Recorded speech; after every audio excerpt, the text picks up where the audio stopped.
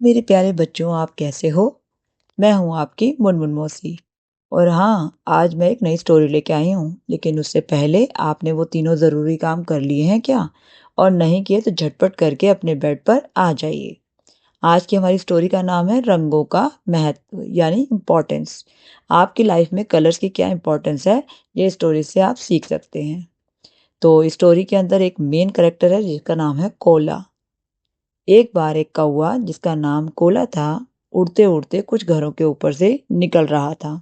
उसे एक घर के बाहर कुछ खाना दिखा। वह झट से वहां जाकर बैठ गया। कुछ ही दूरी पर कुछ कबूतर भी बैठकर दाना खा रहे थे। तभी एक कबूतर कौवा को देखकर हंसने लगा, क्योंकि कबूतर सफेद, आपने देखे होंगे, सफेद होते हैं या ग्रे होते हैं। तो कौवा काले रंग का था। साथ ही कौवे की आवाज़ भी इतनी तेज़ थी कि कोई भी सुने तो इरिटेट होता था। तो उसने जैसे ही 2-3 बार काँव काँव कहा, तो घर का मालिक छड़ी लेकर के सभी पक्षियों को उड़ाने के लिए आ गया। क्या आप भी कभी अपने घर के बाहर बैठे कौवे को ऐसे उड़ाते हैं उसकी आवाज़ सुनने के बाद कि ये तो बहुत शोर मचा रहा है? ठीक इसी तरह से छड़ी लेकर सभी पक्षियों को उड़ाने के लिए वो बंदा आ गया, इंसान आ गया। तो सभी उड़ते उड़ते जो है इधर से उधर भागने लगे। और जो कबूतर हैं उन्होंने कहा कि उसे कहने लगे, कबूतर की आवाज़ अच्छी नहीं है, शक्ल तो तुम्हारी अच्छी नहीं है और तुम्हारी आवाज़ भी बेकार है। तुम तो एकदम काले हो, तुम्हें देखकर कौन प्यार करेगा। कौवा तो यह बात बहुत बुरी लगी। सभी उसका मजाक बनाते। अक्सर कौवा जहाँ जाता वहीं कबूतर उसे परेशान करने पहुंच जाते। एक दिन कुछ चोर उसी घर के अंदर चोरी करने के लिए आ गए। घर का मालिक घर से थोड़ी दूर काम कर रहा था।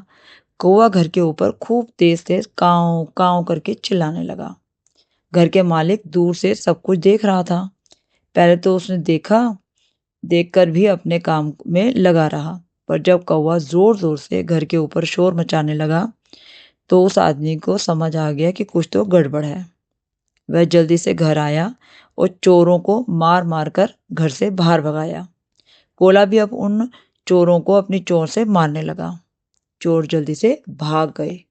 वह आदमी कोला की बहादुरी देखकर बहुत ही खुश हुआ कि अरे वाह, ये तो बर्ड है, एक पक्षी है और इसको ये समझ आता है कि कौन सा इंसान गलत काम करने के लिए आ रहा है।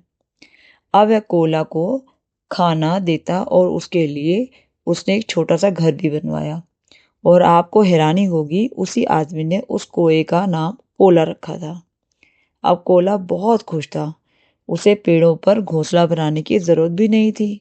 उसका मालिक उसे रोज खाना पानी देता और कोला घर के आसपास घूम घूम कर चौकीदारी करता और घर की छत पर अपने परिवार के साथ खूब खेलता। तो बच्चों, आपने स्टोरी से क्या सीखा? इस स्टोरी से हमने ये सीखा बच्चों कि अच्छे काम करोगे तो अच्छा परिणाम ही मिलेगा, यानी अच्छा नतीजा। जैसे रिजल्ट आपका, अगर आप खूब पढ़ाई करते हैं तो आपका रिजल्ट भी बहुत बढ़िया आता है। तो इसका मतलब यही है। और हमें किसी के रंग का जो है मजाक नहीं बनाना चाहिए, नहीं उड़ाना चाहिए। और क्योंकि जितनी मेहनत भगवान ने आपको बनाने में की है, इतना ही दूसरे को की है। तो हमेशा हमें अप्रिशिएट करना चाहिए। उतना ही सुंदरता उसने दूसरे व्यक्ति में भी डाली है। और गलती से भी सिर्फ हमें जो है ये सोच अपने दिमाग में नहीं रखनी चाहिए कि किसी भी इंसान का जो रंग है वो ही इम्पोर्टेंट है। हर एक इंसान के अंदर अच्छे विचार भी होते हैं, अच्छी आदतें भी होती हैं, तो हमें उसको अपनाना चाहिए। कभी भी किसी के कलर से जज नहीं करना चाहिए कि ये इसका रंग सफ़ेद है तो ये अच्छा इंसान होगा और इसका रंग काला है तो ये बुरा इंसान।